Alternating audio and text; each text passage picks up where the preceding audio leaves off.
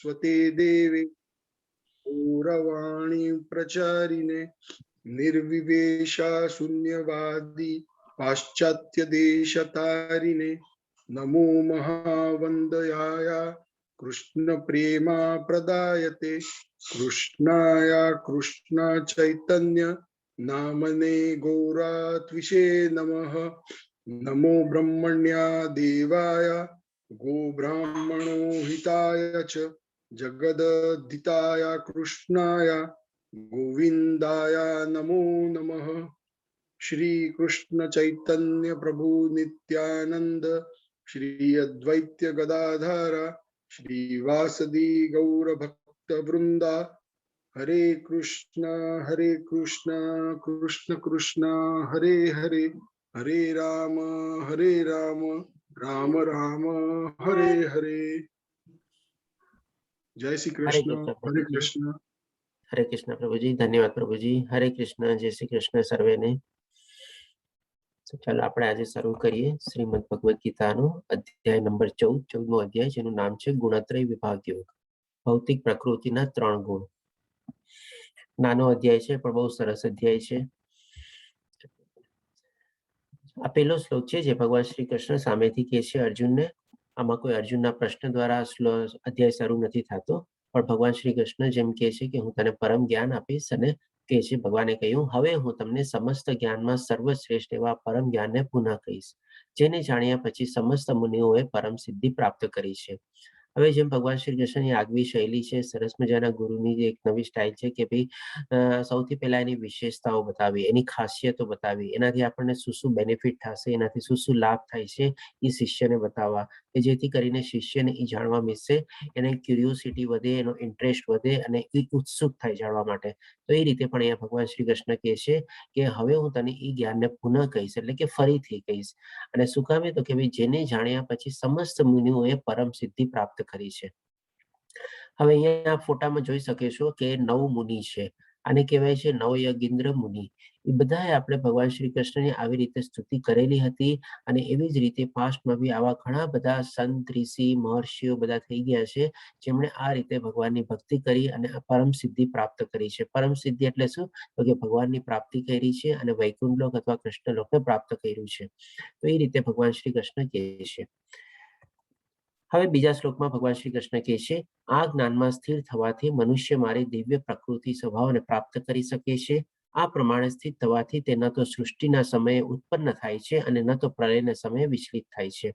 એટલે હજી ભગવાન શ્રી કૃષ્ણ એની વિશેષતા, એની કેરેક્ટરિસ્ટિક્સ, એના બેનિફિટ, લાભ ને બધું વર્ણવે છે.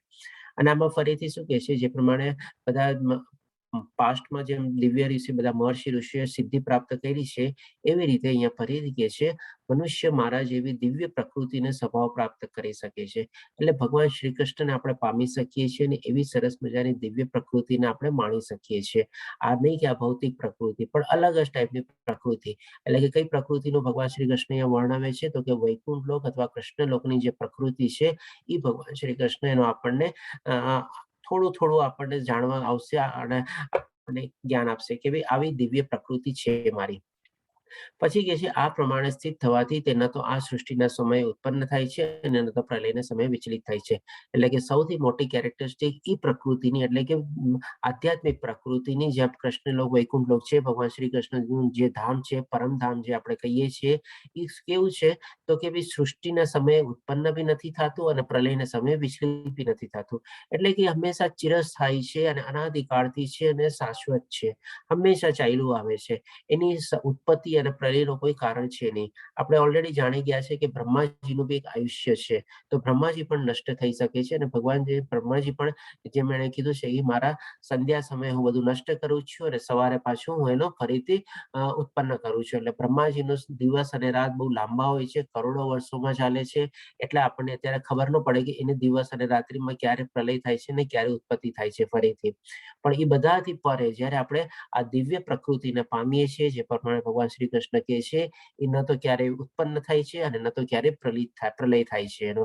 આ રીતે ભગવાન શ્રી કૃષ્ણ એની પ્રકૃતિને એટલે કે ત્યાંની જે અલૌકિક દુનિયા જે છે, આધ્યાત્મિક દુનિયા છે, એની પ્રકૃતિનું આપણને વર્ણન આપે છે. તમે અહીંયા જોઈ શકો છો કેટલો સરસ ફોટો છે. હવે આ પ્રકૃતિમાં આપણને નવજાતનું કોઈ કંઈ કામ હોય કે ખાલી આનંદ જ આનંદ હોય. કોઈને સ્કૂલે જવાનું હોય, ને ઓફિસ જવાનું હોય, ને ઘરનું કામ કરવાનું, ને બહારનું કામ, કોઈ જાતનું સ્ટ્રેસ, ટેન્શન કાંઈ નથી. ખાલી ફક્ત આનંદ, આનંદ અને આનંદ જ છે. એટલે જ છે સત્ય ચિત્ત આનંદ. આ રીતે ભગવાન શ્રી કૃષ્ણ એની પ્રકૃતિનું વર્ણન કરે છે. હવે આ જાણ્યા પછી ડેફિનેટલી આપણને પણ ઇન્ટરેસ્ટ થાય કે ભાઈ શું ચીજ છે, જાણીએ તો છે કેવી રીતે સરસ આપણે ભગવાનની પ્રકૃતિને પામી શકીએ છીએ કે જે આનંદ જ આનંદ છે. તો ચોથા શ્લોકમાં ભગવાન શ્રી કૃષ્ણ હવે આગળ કહે છે, હે કુંતી પુત્ર, એ સમજી લેવું જોઈએ કે સર્વ યોનિઓ આ ભૌતિક પ્રકૃતિમાં જન્મ દ્વારા સંભવ બનાવાય છે અને હું તેમનું બીજ પ્રદાતા પિતા છું. એટલે કે આપણે ઓલરેડી જોઈ ગયા છે આ ભૌતિક પ્રકૃતિની ભગવાનની જે શક્તિથી દ્વારા બધી બનેલી છે, નિર્માણ થયેલી છે અને ભગવાન જેમના આશ્રય કરતા છે, ભગવાન જેના ધારણ કરતા છે, ભગવાન જેના પાલન પોષણ કરતા છે આખી સૃષ્ટિના. તો એ રીતે ભગવાન શ્રી કૃષ્ણ કહે છે કે એની અંદર બી જેટલી યોનિઓ એટલે કે જેટલા જીવો છે, જે 84 લાખની અલગ અલગ ટાઈપની યોનિઓ છે, અલગ અલગ ટાઈપના જે બધા જીવો છે, એ ભૌતિક પ્રકૃતિના જન્મ દ્વારા એટલે કે ભગવાન શ્રી કૃષ્ણ જેમાં બીજ રોપે છે, એ બીજ શેનું રોપે છે તો કે ચેતના રૂપી બીજ રોપે છે. એ ચેતના રૂપી બીજ એટલે કે આત્મા. એ આત્માનું નિરૂપણ થાય છે એટલે બધા જીવ અસ્તિત્વમાં આવે છે. નહીં તો ખાલી શરીરથી કોઈ બોડીથી કોઈનું એક્ઝિસ્ટન્સ રહેતું નથી જ્યાં સુધી એની અંદર આત્માનો નિરૂપણ ન થાય. અને એ તરીકે તો ભગવાન શ્રી કૃષ્ણ કહે છે એ જે બીજ પ્રદાતા છે એ તો પિતા હું પોતે જ છું. એટલે કે આપણા બધાના પિતાના પિતાના પિતા એટલે કે પરમ પિતા ભગવાન શ્રી કૃષ્ણ પોતે છે. એ રીતે વર્ણવે છે. અને પછી ભગવાન શ્રી કૃષ્ણ કહે છે ભૌતિક પ્રકૃતિના જન્મ દ્વારા સંભવ બને છે અને હું તેમનું બીજ પ્રદાતા પિતા છું. એટલે આ રીતે બધી ભૌતિક દુનિયામાં બધા જીવો કેવી રીતે એક્ઝિસ્ટન્સમાં આવે છે, કેવી રીતે સર્વાઈવ કરે છે, કેવી રીતે પોતે જન્મ પામે છે, એ બધી ચીજ ભગવાન શ્રી કૃષ્ણ આપણને સંક્ષિપ્તમાં અહીંયા સમજાવે છે. આપણે આ 84 ટાઈપની અલગ અલગ ટાઈપની યોનિઓ છે, જળચર પ્રાણીથી લઈને નાનામાં નાની પ્રાણીથી લઈને ઉચ્ચતમ આપણે મનુષ્ય લેવલ સુધી આપણે. હવે 5મા શ્લોકમાં ભગવાન શ્રી કૃષ્ણ કહે છે ભૌતિક પ્રકૃતિ 3 ગુણોથી યુક્ત છે. એટલે કે આ ભૌતિક પ્રકૃતિમાં 3 ગુણો છે. હવે 3 ગુણો પણ ભગવાન શ્રી કૃષ્ણ બતાવશે. હવે કેવી રીતે યુક્ત છે એને કે આપણે સરસ મજાના દાખલા દ્વારા આપણે સમજી લઈએ. જેમ આપણે માની લો લેપટોપ નહીં ખરીદીએ. હવે લેપટોપ જ્યારે ખરીદવું હોય ત્યારે આપણે એની અંદર માની લો કોઈ સોફ્ટવેર કે કાંઈ ન હોય તો એ લેપટોપ આપણને કંઈ કામનું કોઈ ચીજ કામનું નહીં. આપણને એમાં કોઈ જાતના કોઈ સોફ્ટવેર જ ન હોય, ખાલી હાર્ડવેર જેવું ડબલું આપણને બનાવીને કોઈ આપી દે તો આપણે લેપટોપને શું કરીએ? કોઈ જાતનું કંઈ કામનું નથી. પણ એની અંદર જો સોફ્ટવેર હોય, બધા આપણે વર્ડ હોય, માઇક્રોસોફ્ટ હોય, આ હોય તે હોય, બધી અલગ અલગ ટાઈપની એપ્સ હોય, બધું હોય ત્યારે જઈને આપણે એમાં કંઈ કામ કરી શકીએ. આજે માની લો મને કોઈ લેપટોપ આપી દે અને કે હવે તમે ક્લાસ કન્ડક્ટ કરો તો ન કરી શકું. કારણ કે એમાં બધી એપ ને આ ને તે બધું ડાઉનલોડ કરવું જ જોઈએ. તો એવી જ રીતે આ ભૌતિક દુનિયામાં છે ને આપણે આવી તો જઈએ પછી આપણે કરીએ શું? હવે આપણને રમાડવા માટે, કરવા માટે ભગવાન શ્રી કૃષ્ણે કીધેલું છે કે આ 3 ગુણોથી યુક્ત છે. હવે 3 ગુણો ક્યાં છે તો કે સત્વગુણ, રજોગુણ અને તમોગુણ. તે છે સત્વ, રજો અને તમોગુણ. હે મહાબાહુ અર્જુન, જ્યારે શાશ્વત જીવ પ્રકૃતિના સંસર્ગમાં આવે છે ત્યારે તે આ ગુણોથી બંધાઈ જાય છે. એટલે કે જેવો જીવ આ ભૌતિક દુનિયાના સંદર્ભમાં આવે છે, કોન્ટેક્ટમાં આવે છે, એ બાય ડિફોલ્ટ ઓટોમેટિકલી એની સાથે બંધાઈ જાય છે. જેમ આપણે તરત લેપટોપને ચાલુ કરીએ અને તરત કંઈક ને કંઈક માની લો એચપીનું લેપટોપ હોય તો એચપી આવે, પછી કંઈક જે આપણે ડિફોલ્ટ સ્ક્રીન સેટ ને બધું કર્યું હોય ઓટોમેટિકલી બધું આવવા માંડે. પછી આપણે જે બટન દબાવીએ એ પ્રમાણે બધી એપ ને પ્રોગ્રામ ને બધા ચાલવા માંડે. તો એવી રીતે જેમ મનુષ્ય આ દુનિયામાં આવે છે એ ઓટોમેટિકલી આ ત્રિગુણી માયાથી બંધાઈ જાય છે. હવે આને સમજવા માટે એક દાખલો બી લઈએ આપણે. જે માની લો એક નવજાત શિશુ હોય, બાળક હોય જેનો હોસ્પિટલમાં જન્મ થયો, 2-5 દિવસ પછી માની લો નોર્મલ ડિલિવરી થઈ હોય તો પછી ઘરે આવે. હવે જેવો ઘરે આવે ત્યારે એને આપણે છઠ્ઠીના લેખ ને બધું લખાય ને આપણે એમ કંઈક થાય છે 6 દિવસ પછી કે એવું બધું કે જ્યારે છઠ્ઠીના લેખ લખવાની આપણે વિધિ ને બધું કરતા હોઈએ. તો ત્યારે શું કરે ત્યારે બધા ઓળખીતા પાળખીતા લોકો આવે એનું મોઢું જોવે અને બધા મોઢું જોઈને શું કે આના જેવું દેખાય છે, આના જેવું દેખાય છે, આના જેવું દેખાય છે. હવે જેવો એને બર્થ લીધો ત્યારે બધા એના જે કે નહીં માં ના માર, મેં તેરા મહેમાનની જેમ. બેટા હું તારો મામો થાવ, તે મને ઓળખો? ઓ બેટા આમ છે એમ છે, મોઢું જોઈને બધા કંઈક ને કંઈક કવર આપે ને બધું આપે. એટલે કે કેટલા બધા એના ઉપર ત્યારે ને ત્યારે બિચારું જે બાળક તો બોલી ન શકતું, જોઈ બી ન શકતું, હસી બી ન શકતું, કાંઈ નથી કરી શકતું. તેમ છતાંય કેટલા બધા એના ઉપર બધા રિલેશન ઇમ્પોઝ કરવામાં આવી દીધા. હું તારો કાકો, હું તારો મામો, હું તારો મામી, હું તારી કાકી, હું તારી ફોઈ, હું તારી આ, હું તારી બેન, હું તારી ભાઈ, હું તારા આ તે, એને કેટલા બધા રિલેશન એના ઉપર આવી ગયા. એટલે ઈ તો કઈ કહેવા નથી આવ્યો કે ભાઈ મેં જન્મ લીધો, તમે મારા કાકા બનશો, તમે મારા બાપા બનશો, તમે મારો ભાઈ બનશો, તમે મારા મામા બનશો, એ નથી કહેવા. પણ ઓટોમેટિકલી બાય ડિફોલ્ટ બધા એના રિલેશન બની ગયા. તો એવી રીતે જેમ આપણે અહીંયા જન્મ લઈએ છીએ, ભગવાન શ્રી કૃષ્ણના કહેવા પ્રમાણે એ 3 ગુણી માયા આપણી આપણે ઓલરેડી ઇમ્પોઝ થઈ જાય છે અને આપણે એના બંધનમાં આપણે ગુણોમાંથી બંધાઈ જઈએ છીએ. જેમાં આપણે બધા રિલેશનથી બંધાઈ ગયા, એવી રીતે ગુણોથી આપણે ઓટોમેટિકલી રીતે બંધાઈ ગયા. આપણી પાસે કોઈ ચોઇસ જ નથી, કોઈ ઓપ્શન્સ જ નથી કે આપણે ન બંધાવ હોય તો શું કરવું. હવે મામા આવીને કે ભાઈ હું તારો મામો, ભાઈ હું શું કરું, હવે તમે મામા છો તો છો, હવે મારા ફઈવા છો તો છો, હું શું કરું. એવી જ રીતે આ ત્રિગુણી માયા આવીને આપણને ઓટોમેટિકલી બાંધી લે છે અને જકડી લે છે. આ રીતે ભગવાન શ્રી કૃષ્ણ આપણને સમજાવે છે. આ દાખલા દ્વારા આપણે સરસ રીતે સમજી શકીએ.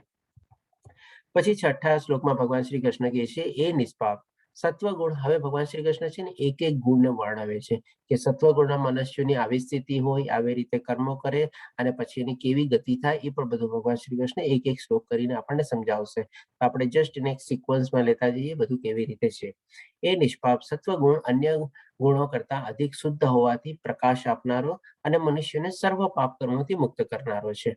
હવે સત્વગુણમાં શું હોય છે કે ભાઈ માણસ સરસ મજાની શાંતિપ્રિય જિંદગી એટલે જ જીવી શકે, કારણ કે એમને બધું જ્ઞાન હોય. પ્રકાશ આપનારો એટલે કે ઓલરેડી જ્ઞાન હોય એની પાસે, અથવા તો જ્ઞાન પ્રાપ્ત કરતો હોય, અથવા તો જ્ઞાન લેવાની પ્રક્રિયામાં ડે બાય ડે પ્રવૃત્ત થતો રહેતો હોય, અને એ પ્રમાણે બધા પાપ કર્મોથી મુક્ત કરનારો હોય છે. અને જેમ જેમ જ્ઞાન મળતું જાય એના પાપ કર્મો બધા નષ્ટ થતા જાય. જે મનુષ્ય આ ગુણમાં અવસ્થિત હોય છે તેઓ સુખ તથા જ્ઞાનના ભાવથી બદ્ધ હોય છે અને સરસ મજાની શાંતિ અને સુખમય જિંદગીને જીવી શકે છે સત્વગુણમાં રહેવા વાળો માણસ. અને તેમ છતાં પણ ભગવાન શ્રી કૃષ્ણ કહે છે એનાથી પણ એ બદ્ધ થઈ જાય છે, એટલે એનાથી છૂટવાનો મોકો નથી. હજી પણ એ બંધાયેલો તો છે. શેનાથી બંધાયેલો છે? તો કોઈ સત્વગુણથી, એટલે કે સારા ગુણથી સારા કર્મ કરે છે, સુખ શાંતિ મળે છે, પાપ કર્મથી દૂર રહે છે, એવી રીતે. પણ હજી આ જગતમાં બંધાયેલો તો છે જ, ભગવાન શ્રી કૃષ્ણના કહેવા પ્રમાણે. હવે પછી આપણે જોઈએ કે આ બધામાં મનસ્થિતિ કેવી રીતે હોય છે. આપણે આ સ્લાઇડ આપણે બધા એક એક ગુણ પછી આવશે. આપણે એને જરાક સમજતા જઈએ કે આપણે કેવી રીતે આને એપ્લાય કરી શકીએ આપણે લાઈફમાં. કારણ કે મેં કીધું ને, આ બધા અધ્યાય આપણે ટોટલી પ્રેક્ટિકલ ઓરિએન્ટેડ, આપણે જસ્ટ અત્યારે આપણી લાઈફની લેબોરેટરીમાં એન્ટર થઈ ગયા છે. ગયામાં આપણે આખી બોડીની એનાટોમી સમજ્યા, અને આ અધ્યાયમાં આપણે આ કેવી રીતે માયા આપણને જકડી રાખે છે, પકડી રાખે છે, આપણે કેવી રીતે એમાં બિહેવ કરીએ છીએ, અને કેવી રીતે આપણી સ્થિતિ થાય છે, અને કેવી રીતે આપણે ઓળંગવી અથવા એને પાર કરવી અથવા તેને સરપાસ કરવી, અને કેવી રીતે ભગવદ ગતિ પ્રાપ્ત કરવી, એ ભગવાન આપણને આખું સરસ આમાં નોલેજ આપશે. એટલે કે સૌથી પહેલા બધા વિચારો આવે છે. સાત્વિક મનસ્થિતિમાં જે માણસ હોય છે ત્યારે એને શું બધા સારા વિચારો બી આવે છે અને ખરાબ વિચારો. જેમ કે આ સારા વિચારો, ખરાબ વિચારો, બધા વિચારો આવ્યા. હવે જયારે વિચાર આવે છે ત્યારે એ માણસ શું કરે છે, એને જ્ઞાન ને બધું હોય છે, એટલે કે એક ત્યાં ને ત્યાં બેરિયર ઉભું કરે છે, અથવા તો એક ફિલ્ટર ઉભું કરે છે. જેમ આપણે ચા પત્તી ગાળીએ ને, ચા ગાળી એવી રીતે ચારણી લગાડી દે છે. એ ચારણીમાંથી બધા સારા વિચારોને પાસ થવા દે છે, આગળ જવા દે છે, અને જે ખરાબ વિચારો છે એને પછી તમારે ત્યાં રોકી અને ત્યાં એને ફેંકી દે છે. એટલે કે એની સાથે એના ઇમોશન્સ ને બધું એ જોડતો નથી. અને જેમ રીતે સારા વિચારોને આગળ પ્રવૃત્ત કરે છે અને પછી એ પ્રમાણે સારા કાર્યમાં ને બધામાં લાગી જાય છે. તો આ રીતે સાત્વિક માણસની વર્કિંગ પેટાલિટી, અથવા તો આપણે કહી શકીએ કે ભાઈ કેવી રીતે કાર્યમાં પ્રવૃત્ત થાય છે, એ આપણે અહીંયા સમજીએ છીએ. હવે પછી આવે છે ભગવાન શ્રી કૃષ્ણ રજોગુણને વર્ણવે છે. હે કુંતી પુત્ર, રજોગુણની ઉત્પત્તિ અસીમ આકાંક્ષા, અમર્યાદિત ઈચ્છા તથા તૃષ્ણાને કારણે થાય છે. એટલે કંઈક ને કંઈક નાના રકમની ઈચ્છાઓ જન્મે છે એના મનમાં, કંઈક ને કંઈક નાના રકમના એની લાગણીઓ જન્મે છે, કંઈક ને કંઈક નાના રકમના મોહ અને આકર્ષણ જન્મે છે, અને આથી દેહધારી જીવ સકામ કર્મથી બંધાઈ જાય છે. અને સકામ કર્મ એટલા માટે કારણ કે કોઈ પણ કોઈ ફળની ઈચ્છા અને પ્રાપ્તિ કરવા માટે એ કામ માટે પ્રેરાય છે. હવે આને આપણે જોઈએ કે કેવી રીતે રાશિક માણસની કાર્યપ્રણાલી કરવાની સ્ટાઇલ હોય છે. હવે એના મનમાં બી સારા વિચાર અને ખરાબ વિચાર બંને આવે છે. હવે એ શું છે, ત્યાં ફિલ્ટર નથી બાંધતા, પણ શું કરે છે, એક જાતનું જસ્ટ આમ નાનકડું આપણે જેમ હોય ને કે ભાઈ ચાલો આવે છે આવવા દે, જાતું હોય તો જવા દે, એવી તેમ ટાઈપનું ન્યુટ્રલ પર્સન તરીકે રહીએ. હવે વધારે એની ઈચ્છા હોય છે કે ભાઈ સારા વિચારોને પોતે આગળ વધારે. હવે સારા વિચારોમાં ક્યારેક ક્યારેક એની ઈચ્છા પ્રાપ્ત કરવા માટે એને ક્યાંક ને ક્યાંક એવા ખરાબ વિચારો અથવા ખરાબ કર્મો બી સાથે સાથે થોડા ઘણા કરવી જાય છે. જેમ આપણામાં હોય ને કે ભાઈ ગાયનો પોદળો પડ્યો હોય, આપણે ઉપાડીએ તો નીચે સાથે સાથે એની ધૂળ ને એ બધું બી સાથે સાથે આવી જાય. એના માટે કંઈક કહેવત છે, મને એ કહેવત અત્યારે યાદ નથી આવતી. હા, ભીના સાથે કોરો બી સંકેલાઈ જાય એવું કંઈક છે. મને I don't remember exactly word. હા, તો કે કોઈ મને મદદ કરી શકતા હોય તો કરી શકો છો. ઓકે. તો આ રીતે એના મનમાં સારા વિચાર અને ખરાબ વિચાર બંને આવે છે, અને સારા વિચાર સાથે લાગણી જોડે છે, પણ ડેફિનેટલી બધા તો સારા વિચાર પોતાને 100% રીતે એક્ટિવ રીતે નથી કરી શકતો. એટલે કંઈક ને કંઈક એને એવા ખરાબ વિચારોને બી સાથ લેવો પડે છે, સપોર્ટ લેવો પડે છે, અને એ પ્રમાણે એને આગળ વધારીને એની કાર્યપ્રણાલીને વધારે છે. કારણ કે ઈચ્છા તો પૂરી કરવી જ છે. મનમાં આવી ઈચ્છા લાગી ગઈ, મોહ લાગી ગયો, આકર્ષણ લાગી ગયું, મારે તો આ મેળવવું જ છે, કમ વોટ મે. ઓકે, ઠીક છે, ઓલા આ મને કર્યું ને, પ્રોબ્લેમ કર્યો ને, લાવ એના માટે હું આમ કરી દઉં. એટલે કંઈક ને કંઈક કરે. આમાં તમારે ઘણું બધું આવી જાય કે ભાઈ થોડા ઘણા ખરાબ વિચારો, કોઈકને માટે લાંચ રિશ્વત આપવી, કે કોઈકને માટે કંઈક આપણે અલગ રીતે વિચારવું, એ બધા ઘણા બધા વિચાર એમાં આવી જાય. શું કામ? તો કે સારા વિચારોને પૂર્ણ પાડવા માટે સપોર્ટિંગ તરીકે આપણે થોડા ઘણા એવા પાપ કર્મ અથવા ખરાબ કર્મ એ માણસ કરતો હોય છે, રાજસિક માણસ. પછી આવે છે ભગવાન શ્રી કૃષ્ણ તામસી ગુણોને વર્ણવે છે. હે ભરતપુત્ર, એમ જાણી લે કે અજ્ઞાનથી ઉત્પન્ન થતો, એટલે કે તમો ગુણ શેનાથી ઉત્પન્ન થાય છે એનું કારણ બી આપી દીધું, તો કે અજ્ઞાનથી. અજ્ઞાન એટલે કે શેનું જ્ઞાન નથી એને? તો કે આત્માનું જ્ઞાન નથી, અને કેવી રીતે કર્મ કરવા જોઈએ એ બધાનું જ્ઞાન એની પાસે છે નહીં. એને ખબર નથી કે મારો સ્વધર્મ શું છે ને એ બધું કાંઈ નહીં. તમો ગુણ સર્વ દેહધારી જીવોનો મોહ છે, એટલે એ પણ એક જાતનો મોહ છે. આ ગુણના પ્રતિકૂળ પાગલપણ, એટલે કે આ ગુણના રિઝલ્ટ શેમાં પરિણમે છે? તો કે પાગલપણ એટલે પ્રમાદ, આળસ તથા નિદ્રા હોય છે, કે જે બદ્ધ જીવ સાથે બાંધે છે. ત્રણે ત્રણ ગુણો બાંધે છે. હવે આમાં શું છે? એને પ્રમાદ એટલે કે ભાઈ આજ કરે સો, કલ કરે સો, પરસો જીના હે ભરસો, બાકી હે ભરસો, એવી રીતે એ રીતે હોય છે. આળસ એ પણ હોય છે. આ ટાઈપની મેન્ટાલિટી હોય એટલે ડેફિનેટલી આળસ હોય, અને આળસ હોય એટલે માણસને વધારે શું જોઈએ? તો કે ભાઈ જ્યારે હોય ત્યારે પડ્યું રહેવાનું આરામથી. નીંદર આવે કે ન આવે, ગાડલામાં જ પડ્યા હોય બસ, ખાલી એવી રીતે. શું ગાડલામાં પડે એના પછી 2 કલાક પછી નીંદર આવે, સવારે ઉઠે એના પછી 2 કલાક પછી ઉઠે, અને પાછી નીંદર 8-10 કલાક કરે. 12 થી 15 કલાકનો ટાઈમ માણસની આખી જિંદગી ગાડલા ઉપર જ જાતી હોય એવી રીતે. અને આ રીતે પણ એ પોતે બંધાઈ જાય છે. હવે આમાં પણ એની પ્રણાલી કેવી હોય છે કાર્ય કરવાની ને બધી વિચારવાની? તો કે ભાઈ સૌથી પહેલા બધા સારા વિચારો બી આવે છે, ખરાબ વિચારો આવે છે, પણ આ એક્ઝેક્ટલી ઉલટું છે. આપણે સાત્વિક ગુણોથી સારા વિચારો છે, અજ્ઞાન છે ને, એટલે કે સમજાતું જ નથી. આ શું આવ્યું? આ તો કંઈક સમજાતું જ નથી, ચલો બાદ દે, જવા દે. પણ ખરાબ વિચારો એટલે કે હું આમ કરી લઉં, હું એમ કરી લઉં, એ બધા જેને તામસિક વિચારો આવે છે. અને એની સાથે એના ઇમોશન્સ ને બધું જોડાય છે, અને એ જ ચીજ કરવામાં ઈચ્છુક થાય છે અથવા પ્રયત્ન કરે છે, અને એના કામને આગળ વધારે છે. તો આ રીતે એના સારા વિચારો અને ખરાબ વિચારોને કેવી રીતે રિએક્ટ કરે છે એ એનો જ છે, કે ખરાબ વિચારોને આગળ વધારે છે, સારા વિચારો તો એને કઈ સમજાતા જ નથી, કોઈ જ્ઞાન છે જ નહીં એટલા માટે. હવે ભગવાન શ્રી કૃષ્ણ 9મા શ્લોકમાં કહે છે, હે ભરતપુત્ર, સત્વગુણ મનુષ્યને સુખથી બાંધે છે, રજોગુણ સકામ કર્મથી બાંધે છે, અને તમોગુણ મનુષ્યના જ્ઞાનને ઢાંકીને તેને પ્રમાદથી બાંધે છે. એટલે સમરાઈઝ કરે છે ત્રણે ત્રણ ચીજને રિઝલ્ટ રૂપી. હજી ભગવાન શ્રી કૃષ્ણ સરસ રીતે આપણને સમજાવશે કે એની ગતિ ને બધું બી કેવી રીતે થાય છે. અહીંયા ખાલી સંક્ષેપમાં રિઝલ્ટ તરીકે સમજાવે છે કે ભાઈ શેમાં પરિણમે છે. તો કે ભાઈ સત્વગુણ મનુષ્યને સુખથી બાંધે છે, સુખ મળી જાય છે થોડું ઘણું, ઓકે બરોબર છે. સેટિસ્ફાઈડ હોય તો ઓકે ઠીક છે. થોડું ઘણું સારા કર્મો ને બધું કર્યું હોય તો સ્વર્ગલોકમાં જાય અને ફરી પાછો અહીંયા જવાનો છે. એટલે કે બાંધેલો તો છે જ, એનાથી છુટકારો નથી મેળ્યો, મુક્તિ નથી મળી, મોક્ષ નથી મેળ્યો. અને રજોગુણ સકામ કર્મથી બાંધે છે. એટલે સકામ કર્મથી એટલે કે જે ઈચ્છા દ્વારા એના કર્મ કર્યા હોય, ક્યારેક મળ્યું, ક્યારેક ન મળ્યું, ક્યારેક એની ઈચ્છા પ્રમાણે મળ્યું, થોડુંક મળ્યું, અથવા થોડું ઘણું વધારે બી મળી ગયું, બરોબર છે, ઓકે. પણ એ બધાથી એને ફળ મળી ગયું, એટલે બધા કર્મનું જેની સાયકલ હતી એ ત્યાંની ત્યાં પછી 0 લેવલ ઉપર જ આવી ગઈ. એ કોઈ એને આધ્યાત્મિક કર્મ નથી કર્યા, એને બધા સકામ કર્મ કર્યા, અને એની પાછળ સાથે સાથે એને જે ખરાબ કર્મો બી કર્યા હશે એનાથી બી પાછું બંધાઈ ગયું છે. પણ એટલે કે છૂટ્યું નથી એ બી, પણ આધ્યાત્મિક કર્મ તો એના બહુ ઓછા થયા હશે, કારણ કે બધી એને ફળની ઈચ્છા રાખીને કર્મ કર્યા, કર્મ ફળનો ત્યાગ કર્યો નથી. એટલે કે એ એના કર્મથી બંધાઈ જાય છે, ખરાબ કર્મનું એને ભોગવવું પડે છે, અને સારા કર્મનું તો પોતે ફળ ત્યાંનું ત્યાં ભોગવી લે છે, બધું વાટી છૂટીને પૂરું આપણે બસ. અને તમોગુણ જે છે એ મનુષ્યને જ્ઞાનમાં ઢાંકીને જ્ઞાનને ઢાંકીને પ્રમાદથી બાંધે છે. ડેફિનેટલી નું જ્ઞાન ને બધું આખું કવર્ડ અપ થઈ ગયું છે એટલે પ્રમાદમાં ને એમાં જ પડ્યો રહે છે અને એ કેવી યોનિમાં જાય છે એ પણ ભગવાન શ્રી કૃષ્ણ આપણને હવે સમજાવશે. હે ભરતપુત્ર, કોઈ વાર સત્વગુણ, હવે આ ત્રણ ગુણ જે છે ને એની માત્રા જે છે ને એ વધઘટ થઈ શકે. મનુષ્યમાં છે ને ત્રણ ગુણ હોય છે, સતોગુણ, રજોગુણ અને તમોગુણ. માની લો ત્રણેય મળીને 100% થતું હોય તો કોઈ માણસમાં માની લો સતોગુણ 60% હોય, રજોગુણ 30% હોય, 10% તમોગુણ હોય. હવે થોડું ઘણું એને બધું જ્ઞાન ને બધું મેળવે છે અને ઓરી પ્રક્રિયામાં આગળ વધે છે. એને થાય છે કે ના ચાલો હવે હું મારો સતોગુણ ઓર વધારું. માની લો એ થોડોમાં સફળ થયો અને સતોગુણ વધારે એને 75% લેવલમાં લઈ આવ્યો. હવે માની લો બીજા 20% એના રજોગુણ રહ્યા અને તમોગુણ ઘટી ગયા 5%માં આવી ગયા. હવે પાછો એ કઈક એવી જગ્યાએથી લપસી ગયો અને લપસીને પછી પાછો અલગ અલગ રજોગુણમાં એમાં ફસાઈ ગયો. હવે એ સ્ટેજમાં શું આવ્યું કે 75%માંથી એના રજોગુણ થઈ ગયા 60%, પાછા એના સત્વગુણ થઈ ગયા 60%, રજોગુણ થઈ ગયા પાછા 35% અને 5% તમોગુણ રહ્યા. એટલે એ બેલેન્સ ઇમ્બેલેન્સ અને કેવી રીતે પ્રોપોર્શન જે છે એ બધું માણસના પોતાના ઉપર છે, પોતે વધઘટ કરી શકે છે. હવે કેવી રીતે ઘટવધઘટ કરી શકે છે એનો રસ્તો પણ બતાવે છે ભગવાન શ્રી કૃષ્ણ. આમ છે એપરન્ટલી બહુ સિમ્પલ કેલ્ક્યુલેશન દેખાય છે આપણને, પણ એ રીતે આપણે જો કરી શકીએ તો બહુ જ સારું છે. સૌથી પહેલા તો આપણે આપણી માત્રા બી જાણવી જોઈએ કે આપણે કેટલા સતોગુણમાં છે, કેટલા રજોગુણમાં છે, કેટલા તમોગુણમાં છે.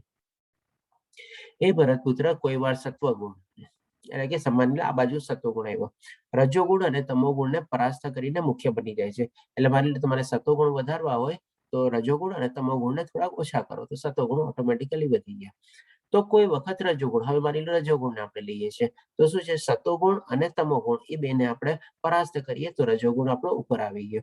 વળી કોઈ વેળા તમોગુણ, હવે માની લો તમોગુણને લઈએ આપણે, તમોગુણ એટલે કે એમાં સતોગુણ અને રજોગુણને જો આપણે પરાસ્ત કરીએ તો આપણો તમોગુણ ઉપર આવી ગયો. આ રીતે સર્વોપરિતા માટે સતત સ્પર્ધા ચાલ્યા કરે છે. એટલે it is a ongoing battle, continuous battle, continuous competition છે. એક જાતની ટગ ઓફ વાર છે. ઓલો આમ કે છે, આ આમ કે છે, આ આમ કે છે, આમ કે છે. એમ રીતે આપણે આમ કરીને થતા હોઈએ છીએ. ત્રણેય ગુણોની વચ્ચે જ આપણે એમાં ફસાયેલા હોઈએ છીએ. આ જસ્ટ એ પિક્ટોરિયલ ફોટો બી આવી ગયો. આપણું મન જે છે ક્યારેક આ સતોગુણ કે છે, ક્યારેક આ રજોગુણ કે છે, ક્યારેક આ તમોગુણ કે છે. એમાં ને એમાં જ આપણે કન્ટિન્યુઅસલી આમ આપણું મન ને બધું જે છે એમાં જ અટવાયેલું હોય છે. એટલે કે આ ભૌતિક દુનિયાના ક્યારેક આપણને એમ થાય કે બધું છોડી છાડીને ચાલો ને ભગવાનનું નામ લઈએ, ભક્તિ લઈએ તો આપણે બાકી બધા ગુણ ઓછા થાય. અરે ના ના, આમાં તો કઈ એટલું મજા નથી આવતી, રિઝલ્ટ જામતું નથી. લાવ ને હવે તો આ બધું નવું નીકળી છે, આ નીકળ્યું છે, ઓલું નીકળ્યું, થોડું ઘણું ઓર મહેનત કરી લે, આમ કે લે હવે રજોગુણ. હવે બધું થોડું ઘણું રજોગુણમાં સક્સેસફુલ, ત્યાં પાછા કોઈક એવા બીજા એવા એટ્રેક્શન આવ્યા, ચાલ હવે આ પાર્ટી કરી લઈએ, આમ કરી લઈએ, એટલે પાછું આપણું તમોગુણ. એટલે કંઈક ને કંઈક નાના રકમમાં એમ આપણે કન્ટિન્યુઅસલી ફાઇટ કરતા જોઈએ. પાછું થોડું ઘણું અમુક વર્ષે આવું કોઈક માણસ સરસ બીજાનું જ્ઞાન મળી જાય આપણને, એટલે આપણી ટ્યુબલાઇટ ચાલે ને પાછી આપણને થાય કે ના ના, હું જે કરું છું થોડુંક ટૂંકો રહ્યો છું અને મારે હવે મારા સતોગુણ જ વધારવા છે, રજોગુણને થોડાક સાઈડમાં રાખવા, તમોગુણ તો હાવ જ ઓછા કરી નાખવા છે. એટલે હવે આપણે એમાં ઓર પ્રવૃત્ત થઈએ, એટલે કે પછી હવે એમાં આપણે લાગી જઈએ. આ રીતે કન્ટિન્યુઅસ આપણી લાઈફ આમાં જ આપણે ફેરી રાખીએ છીએ. હજી આપણે બંધાયેલા તો છીએ જ. હવે ભગવાન શ્રી કૃષ્ણ કહે છે 11મા શ્લોકમાં, સત્વગુણની અભિવ્યક્તિને ત્યારે અનુભવ કરી શકાય છે જ્યારે શરીરના બધા જ દ્વાર જ્ઞાનના પ્રકાશિત થાય છે. હવે ડેફિનેટલી આપણે સતોગુણમાં જીવીએ છીએ, રજોગુણમાં જીવીએ છીએ કે તમોગુણમાં જીવીએ છીએ, એ પણ તો આપણે જાણવું જરૂરી છે ને. તો ભગવાન શ્રી કૃષ્ણ આપણને એની બી ટેસ્ટ આપે છે કે એ પણ તમે આપણે કેવી રીતે જાણી શકીએ કે આપણો કયો ગુણ અત્યારે વધારે પ્રભુત્વ છે, કયો ગુણ આપણો સબડ્યુટ છે અને કયો ગુણ આપણો નોર્મલ રીતે છે, બરોબર છે. તો એક ગુણની આપણને ટેસ્ટ આપે છે. એટલે જ આપણે કહીએ ને કે આ બધા જે ક્લાસ હવે જે બધા અધ્યાય છે ને એકદમ પ્રેક્ટિકલ ઓરિએન્ટેડ છે, કે ભાઈ ટેસ્ટ આપણે પોતાની જાતે આપણે સેલ્ફ ઇવેલ્યુએશન ટેસ્ટ કરવાની છે. લેબોરેટરીમાં જઈને બધા એક્સપેરિમેન્ટ કરવાના છે આપણી પોતાની લાઈફની સાથે, કે હા ભાઈ હું અત્યારે કયા ગુણમાં જીવું છું, મારો કયો ગુણ વધારે પ્રભુત્વ વાળો છે, કયા ગુણનો કેટલો માત્રા છે, કયા ગુણ મારો ઓછો છે અને કયા ગુણને મારે વધારવો છે અને કયા ગુણને મારે દબાવવાનો છે. એ બધી ચીજ આપણે પોતપોતાની સાથે સેલ્ફ ઇવેલ્યુએશન ટેસ્ટ કરવાની છે. હવે અહીંયા આવે છે ભગવાન શ્રી કૃષ્ણ આપણને સતોગુણની ટેસ્ટની આપણને મેથડ આપે છે. એટલે કે આપણે લેબોરેટરીમાં જઈએ એક્સપેરિમેન્ટ કરીએ ને, સ્ટેપ 1, સ્ટેપ 2, સ્ટેપ 3 બધું હોય. પહેલા શું કે take a test tube, put the hydrochloric acid, પછી શું કે વોર્મ ઇટ ફોર 2 મિનિટ. એવી તેમ કરીને એક સ્ટેપ લઈએ ને આપણે, આખી કેમિસ્ટ્રીની માની લેબોરેટરીમાં ગયા હોય આવી રીતે જ હોય બધા સ્ટેપ્સ આપણે. તો એ રીતે ભગવાન શ્રી કૃષ્ણ આપણને અહીંયા સત્વગુણની પહેલા ટેસ્ટ આપે છે. સત્વગુણની અભિવ્યક્તિને જ્યારે અનુભવ કરી શકાય જ્યારે શરીરના બધા જ દ્વાર જ્ઞાનના પ્રકાશથી પ્રકાશિત હોય. શરીરના આપણા કેટલા 9 દ્વાર છે. આપણે એક અધ્યાયમાં જોઈ ગયા હતા, એક શ્લોકમાં આવેલું હતું કે બધા 9 દ્વાર દ્વારા આપણે કેવી રીતે પ્રકાશિત થઈ શકે. 9 દ્વાર આપણા ક્યાં? તો કે ભાઈ 2 આંખ, 2 નાસિકા, 1 જીભ, 2 કાન, 2 4 2 6 7 અને 2 આગળ અને પાછળ આપણે જેનિટલ્સની. આ રીતે 9 દ્વાર છે. 9 દ્વાર આપણા શેનાથી પ્રકાશિત હોય? તો કે જ્ઞાનના પ્રકાશથી પ્રકાશિત હોય. એટલે કે આપણે ત્યારે શું છે, અને એ રીતે આપણે લઈ શકીએ આપણે કે ભાઈ આને કેવી રીતે આપણે એપ્લાય કરવી ટેસ્ટને. તો કે ભાઈ આંખથી જે જોવાનું છે એ જ જોવાનું, કાંઈ એવું ખરાબ જોવાનું નહીં આપણે, ઠીક છે. જે સાંભળવાનું છે, કામનું છે એ સાંભળવાનું, બાકી બધું નહીં સાંભળવાનું. બોલવાનું પણ વિવેક, શાંતિથી અને નમ્રતા રીતે બોલવાનું. કોઈને એવા અપશબ્દ કે કાંઈ નહીં કહેવાનું કે જેથી કરીને ખોટું લાગે, એ રીતે. શ્વાસોશ્વાસ બી એવું છે. આજની તારીખમાં ઘણી બધી એવી સ્મેલો ને બધું બી હોય છે કે જેનાથી આપણને ખાલી સ્મેલ કરવાથી આપણને નશો ને બધું ચડતું હોય. આજે એમના માટે બી આપણે એપ્લાય કરી શકીએ કે એવા બધા પદાર્થ, એવી બધા આપણે જે હોય એનાથી આપણે દૂર રહેવું જોઈએ, કે સ્મેલ બી આપણા નાક સુધી ન પહોંચવી જોઈએ. અને ડેફિનેટલી જો પોલ્યુશનને બી આપણે એવોઇડ કરી શકીએ તો બી આપણા શરીર માટે બહુ સારું છે. તો આ રીતે અને બધા આપણે જેનિટલ્સને બી એ પ્રમાણે આપણે કંટ્રોલમાં રાખી શકીએ. તો આ 9 દ્વાર જે છે એ 9 દ્વારા આપણે જો આપણે આખા દિવસનું વિશ્લેષણ કરવાનું કે ભાઈ આ 9 દ્વાર દ્વારા મેં આજે શું કહ્યું, ખોટું તો નથી જોયું ને. સૌથી પહેલા આપણે ટ્રાય કરવાની આપણે તમો ગુણને દબાવવાની, કે અચ્છા તો એને આપણે ઓછા જેટલા બને એટલા કરવાના. બે આખી દિવસમાં કંઈ ખોટું તો નથી જોયું ને, મેં આખી કંઈ ખોટું તો નથી સાંભળ્યું ને. કોઈની કોઈ જગ્યાએ નિંદા કે પંચાયત થતી હોય તો ત્યાંથી કટી જવાનું, આપણે દૂર થઈ જવાનું. નહીં તો એ આપણે ખોટું અથવા સાંભળ્યું કહેવાય. કારણ કે એ સાંભળીને બી આપણા મનમાં બધી આપણી સેન્સીસ ને બધી એક્સાઇટ થાય. હા જો ઓલા આને આમ કીધું ને, ઈ આમ કહેતો હતો, હવે આને આમ, વોટ એવર ઇટ ઇઝ. આ રીતે બી આપણે એવું નહીં બોલવાનું, પણ ઉપર કંટ્રોલ રાખવાનું કે ભાઈ મેં કઈ એવું નથી બોલ્યો ને, બને ત્યાં સુધી આપણે સારું જ બોલવાનું. અને કોઈ ડેફિનેટલી એવા પદાર્થ મેં સૂંઘી નથી લીધા ને કે કઈ એવી રીતે. આ બધી ચીજથી આપણે આપણી પોતાની એક ટેસ્ટ બનાવી શકીએ. આખા દિવસના અંતે રાઈટ રોંગ કરવાનો, અને કેવી રીતે આપણે એક ચાર્ટ બનાવીએ, ડાયરીમાં બધું નોટિંગ કરતા જઈએ તો આપણને એ કંટ્રોલ આપણે કરી શકીએ છીએ. હવે ભગવાન શ્રી કૃષ્ણ આપણને કહે છે રજોગુણમાં, રજોગુણની ટેસ્ટ પણ આપે છે. એ ભારતશ્રેષ્ઠ, જ્યારે રજોગુણમાં વૃદ્ધિ થઈ જાય છે ત્યારે અત્યાધિક આસક્તિ, સકામ કર્મ, ગહન ઉદ્યમ તથા અનિયંત્રિત ઈચ્છા અને લાલસાને લક્ષણ પ્રગટ થાય છે. એટલે આ તો આપણે બહુ કોમન ચીજ છે. આપણે ઘણા બધા મોહ, આકર્ષણ, આસક્તિ આ બધું આપણામાં થાય જ છે. તો હવે આપણે છે ને એના ઉપર કંટ્રોલ કેવી રીતે મેળવવો, એના માટે બી આપણે સરસ મજાનું ટેબલ બનાવવાનું કે ભાઈ આજે આખા દિવસમાં મને કેટલી કેટલી ઈચ્છા થઈ. એક કલાકનું આપણે માની લો ટેબલ બનાવીએ. આ 1 કલાકમાં મને શેની ઈચ્છા થઈ? તો કે હા ભાઈ આ 1 કલાકમાં તો સરસ મજાની મેં ભગવદ્ ગીતાનું આખું લેક્ચર સાંભળ્યું. ઓકે બરોબર છે. તો એ શું સાત્વિક થયું. હવે 1 કલાક પછી આ ક્લાસ નહીં પૂરો થયા પછી મેં 1 કલાક શું કર્યું? તો કે માની લો માળા કરવાની હતી, મેં માળા કરી લીધી અને મારું થોડુંક નિત્ય કામ હતું, સવારનું 6 વાગ્યાનું હતું ક્લાસ, એટલે ક્લાસ પતાવીને થોડો ઘણો ચા નાસ્તો ને બધું કરી લીધું. ઓકે બરોબર છે. ચાલો એ ઠીક છે. થોડુંક સાત્વિક આવ્યું, થોડુંક આપણે રાસિક આવ્યું, બરાબર છે. હવે જો એમાં આપણે મોબાઈલ અને ઓલામાં લાગી ગયા તો એ આપણે તામસિકમાં ટીક કરવાનું કે ભાઈ મેં તામસિક કામ, કારણ કે આપણે થોડું ઘણું સવારનો ટાઈમ આપણે આ બધી ચીજમાં પ્રવૃત્ત રહીએ તો સારું. કારણ કે અડધી કલાક આમ કે તેમ આપણને એટલો કઈ ફરક નથી પડવાનો. ઇવન જે શેર માર્કેટમાં બી ઇન્વોલ્વ હોય પણ માર્કેટ 9 સવા 9 જ ખુલે, તો પછી ત્યાં સુધી આપણે થોડોક ઉઠીને 1-2 કલાક માટે મોબાઈલને ન ખોલીએ અથવા એવોર્ડ કરીએ તો વધારે સારું રહે. તો આ રીતે હોઈ શકે તમારે ખોલીને જોવું પડે કે ભાઈ લિંક આવી છે કે નહીં, અને જોવા માટે તો કરીએ બરાબર છે. બાકી પાછા જો એમાં લાગી જઈએ તો એ આપણું તામસિક. તો આ રીતે આપણે કલાકનું આપણે લિસ્ટ બનાવી શકીએ કે ભાઈ મારું શેમાં ગુણમાં આવ્યું, રજોગુણ વધારે એક્ટિવ થયો છે કે નહીં, કે ભાઈ બધું બરાબર છે. ઓકે, તો ભાઈ આપણી લાલસા ને બધી આકર્ષણ ને બધાથી આપણે કંટ્રોલમાં મેળવી શકીએ. અને last but not the least આપણે કે તમોગુણમાં બી આપણે એની ટેસ્ટ આવી ગઈ. હે ગુરુ, જ્યારે તમોગુણમાં વૃદ્ધિ થઈ જાય છે ત્યારે અંધકાર, જડતા, ઉન્માદ અને મોહ વ્યક્ત થઈ છે. અંધકાર એટલે કે તો કે જ્ઞાનનો અંધકાર. તો ડેફિનેટલી આપણે એનાથી દૂર રહેવાનું છે. આની પણ એક આપણે ટેસ્ટ બનાવવાની કે ભાઈ આખા દિવસમાં મેં કંઈક આધ્યાત્મિક કામ કર્યું કે ન કર્યું, આધ્યાત્મિક કર્મ કર્યા કે ન કર્યા, અને કર્યા તો એના માટે કેટલો મેં ટાઈમ આપ્યો, 15 મિનિટ, અડધી કલાક, 1 કલાક, okay what ever it is, જે હોય એ પ્રમાણે ગુણોનું લિસ્ટ બનાવો. અને ડેફિનેટલી આપણે સવારે સુવાનું, રાતના સુવાનું, સવારે ઉઠવાનું આખું શેડ્યુલ ને બધું હોય એને આપણે રેગ્યુલરલી ફોલો કર્યું. વધારે તો નથી સૂતો નહીં, એવી રીતે બધું આપણે જો કરીએ તો આપણે બધા તમોગુણને બી આપણે એ રીતે ઓછા કરી શકીએ. અને મોહ ને બધાનું પણ ઈ જ છે, જે આપણે બી ખોટા મોહ ને એના તરફ તો આકર્ષિત નથી થયા ને, જે આપણે 3-4 ચીજ જે આપણને રેગ્યુલેટિવ પ્રિન્સિપલ કહીએ છીએ કે ભાઈ આપણી આધ્યાત્મિક જર્નીમાં સૌથી પહેલા આપણે ન કરવા જોઈએ, જેનો આપણે ઓલરેડી ડિસ્ક્રાઇબ કરી ગયા છે. તો એમાંથી ક્યાંય મને આકર્ષણ નથી થયું ને, એ રીતે બધું આપણે કરી શકીએ અને આપણું લિસ્ટ બનાવી શકીએ. આપણે રાઈટ રોંગ કરીને ટીક મારી શકીએ. હવે ભગવાન શ્રી કૃષ્ણ 14મા શ્લોકમાં આપણને કહે છે, જ્યારે કોઈ મનુષ્ય સત્વગુણમાં, એટલે કે હવે ભગવાન શ્રી કૃષ્ણ એની ગતિ ઉપર આવે છે કે ભાઈ એની ગતિ કેવી રીતે થાય છે. પહેલા આપણને બધા કાર્યપ્રણાલી સમજાવી, આપણી મનસ્થિતિ કેવી હોય છે, એ આપણે કેવા કર્મમાં પ્રવૃત્ત થાય છે, કેવી આપણી ઈચ્છાઓ અને લાગણીઓ થાય છે. પછી આપણને સમજાવ્યું કે આપણે કેવી રીતે આપણી પોતાની જાતને ટેસ્ટ કરી શકીએ, 3 ગુણોને, કે કયો આપણો વધારે છે, કયો ઓછો છે, કોને વધારવો છે, કોને ઘટાડવો છે, એવી રીતે બધું.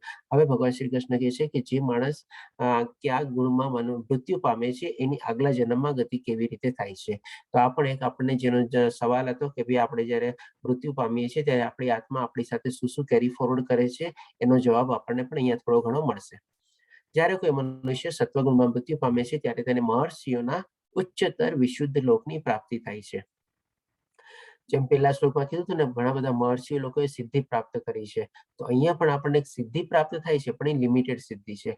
લિમિટેડ સિદ્ધિ શું? તો કે ભાઈ વિશુદ્ધ લોકોની ઉચ્ચતર લોકમાં આપણે જઈએ છીએ. હોઈ શકે કોઈ સ્વર્ગ લોક હોય કે વોટ એવર ઇટ ઇઝ હોય, કે કોઈ બ્રહ્મ લોક હોય, કે કોઈ દેવી દેવતા લોક હોય, વોટ એવર ઇટ ઇઝ, જેવા આપણા કર્મ, સાત્વિક કર્મ, કારણ કે સાત્વિક કર્મ બી આપણને બાંધે છે અને ફરીથી પાછા અહીંયા લાવે છે. પણ ડેફિનેટલી આપણે સાત્વિક કર્મ કર્યા છે એટલે કે એની વિઝા વેલિડિટી આપણને પીરિયડ મળે છે. અહીંયાથી નીકળતી વખતે આપણને કે ભાઈ જે આટલા દિવસ તું જઈને સ્વર્ગમાં જઈને એન્જોય કર, તારા કર્મ સાત્વિક કર્મ કર્યા છે એનું તને મળ, પછી પાછું જેવી વેલિડિટી પૂરી થાય પાછો અહીંયા બેક ટુ આવી જશે. આ રીતે ઉચ્ચતર લોકમાં જાય છે અને એની પ્રાપ્તિ કરે છે. ત્યાં જઈને સુખ સગવડો અને આનંદ બધું ભોગવે છે, ફરીથી પાછો નીચે જ આવે છે. રજોગુણમાં મૃત્યુ પામનાર મનુષ્ય સકામ કર્મ કરનારાઓમાં જન્મે છે. એટલે કે ફરીથી પાછો એ જન્મ મૃત્યુ જરા વ્યાધિના ચક્કરમાં જ ફસાયેલો રહે છે. એને ઉચ્ચતર લોક બી પ્રાપ્ત નથી. જેવો મરે તરત ને તરત એનું જેને કે ને રિટર્ન ટિકિટ કન્ફર્મ જ છે. હમણાં ગયો અને તરત ને તરત પાછો જ આવ્યો, એવી રીતે છે. અને ઘણી વાર તો નીચલી યોનિમાં બી જઈ શકે છે, જો એમાં થોડો પાપ કર્મનો પ્રોપોર્શન વધી ગયો હોય તો, સકામ કર્મની સાથે સાથે. અને ડેફિનેટલી જે તમોગુણમાં છે, તમોગુણમાં મનુષ્ય પશુ યોનિમાં જન્મ ગ્રહણ કરે છે. એટલે આની તો રિટર્ન ટિકિટ બી છે, અને પણ ટિકિટ પાછી એકદમ કે ને આપણે અનરિઝર્વમાં એને આવવાનું છે. એટલે કે એવા પેટના બોગીમાં બેસવાનું છે, એટલે કે નીચલી તર યોનિમાં જવાનું છે. હોઈ શકે પશુ યોનિમાં એનો જન્મ થાય અને ત્યાં એ પ્રમાણે પોતાનું આગલું જન્મ ભોગે, કારણ કે આ એને જે મનુષ્ય જીવ મળ્યો એ બધું એને બેકાર કાઢ્યું અને ટોટલી તમોગુણમાં ને એમાં જીવો. આ રીતે ભગવાન શ્રી કૃષ્ણ 3 મનુષ્યો ટાઈપની કેવી ગતિ થાય છે એ સમજાવે છે. હવે 16મા શ્લોકમાં કહે છે, પુણ્ય કર્મનું ફળ શુદ્ધ હોય છે અને તેને સાત્વિક ગુણમય કહેવાય છે, પરંતુ રજોગુણમાં કરેલું કર્મ દુઃખમાં પરિણમે છે અને તમોગુણમાં કરેલા કર્મ મૂર્ખામીમાં પરિણમે છે. એટલે જે પ્રમાણે મનુષ્ય પોતાની આખી જે જિંદગી કાઢે છે, જિંદગીના અંતે જે સર્વૈયું બનાવે, પોતાની લાઈફની બેલેન્સ શીટ બનાવે, તો આ રીતે ભગવાન શ્રી કૃષ્ણ આપણી સામે આપણી બેલેન્સ શીટ મૂકે છે. એવી પુણ્ય કર્મનું ફળ શુદ્ધ હોય છે, બરાબર છે. એટલે એક ટાઈપની સરપ્લસ બેલેન્સ શીટ બની છે. સરપ્લસ બેલેન્સ શીટ છે એટલે સારા રિઝર્વ સરપ્લસ ને બધું સારું છે. ચાલો ભાઈ, તે સારા કર્મ બધું કર્યા છે, તને હું ઉપરના લોકમાં મોકલું છું. સાત્વિક ગુણમય કહેવાય છે અને એ રીતે રજોગુણમાં કરેલું દુઃખમયમાં પરિણમે છે. દુઃખમાં શું કામ? તો કે ફરીથી પાછું એના જન્મ મૃત્યુ જરા વ્યાધિના ચક્કરમાંથી પાસ થવું જ પડશે.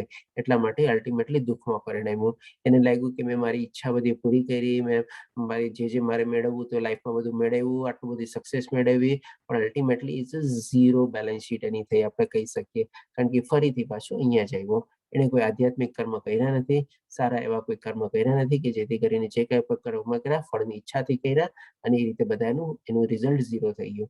અને તમોગુણમાં કર્મ તો મૂર્ખાવીમાં જ પરિણમે છે. ડેફિનેટલી તો નેગેટિવ બેલેન્સ શીટ જ આપણે કહી શકીએ. અને એ રીતે એ ફરીથી પાછો નીચલી યોનિમાં એમાં જન્મ થાય છે. મનુષ્ય જન્મ મળ્યો, સરસ રીતે ઉપયોગ ન કર્યો, એટલે કે આનાથી વધારે મૂર્ખ માણસ કોણ હોય કે જેણે પોતાની લાઈફને જસ્ટ એક પેપર વેટ તરીકે યુઝ કરી. 17મા શ્લોકમાં ભગવાન શ્રી કૃષ્ણ કહે છે સત્વગુણથી વાસ્તવિક જ્ઞાનનો વિકાસ થાય છે. વાસ્તવિક જ્ઞાન એટલે શું? તો કે આધ્યાત્મિક જ્ઞાન. રજોગુણથી લોભ ઉત્પન્ન થાય છે અને તમોગુણમાંથી પ્રમાદ, મોહ અને અજ્ઞાન ઉત્પન્ન થાય છે. આ એક ચીજ આખી ફરીથી સમરાઇઝ કરીને ભગવાન શ્રી કૃષ્ણ બીજી રીતે સમજાવે છે. હવે 18મા શ્લોકમાં ભગવાન શ્રી કૃષ્ણ કહે છે સત્વગુણી મનુષ્ય ક્રમશ ઉપર ઉચ્ચતર લોકમાં જાય છે, રજોગુણી મનુષ્ય પૃથ્વી લોકમાં આવે છે અને ઘૃણાજનક તમોગુણમાં હોય છે અને તેઓ નીચે લોકમાં જાય છે. આ મોરલેસ ઓલા પહેલાના શ્લોક જેવો છે. આમાં ભગવાન શ્રી કૃષ્ણ એકદમ સ્પેસિફિક થઈ જાય છે કે ભાઈ સત્વગુણી મનુષ્ય ઉચ્ચતર લોકમાં જાય છે અને રજોગુણી મનુષ્ય પૃથ્વી લોકમાં જ પાછા આવે છે અને ગુણાત્મક એટલે કે તમોગુણી મનુષ્યો નીચલી યોનિમાં એટલે કે નરકમાં જાય છે. હવે આપણે પોતે ડિસાઇડ કરવાનું છે કે આપણી લાઈફને ફ્લાઇટ તરીકે આપણે ઉપરના લોકમાં લઈ જાવી અને બને તો મુક્તિ અને મોક્ષ માટે મેળવવો કે પછી આપણા ફ્લાઇટને આપણે ક્રેશ કરાવવું અને નીચેના લોકમાં જવું. તો આ એક આખો ગલત ચાર્ટ છે. માની લો આપણે અહીંયા ભૂલોક એટલે કે અર્થ પ્લેનમાં છીએ.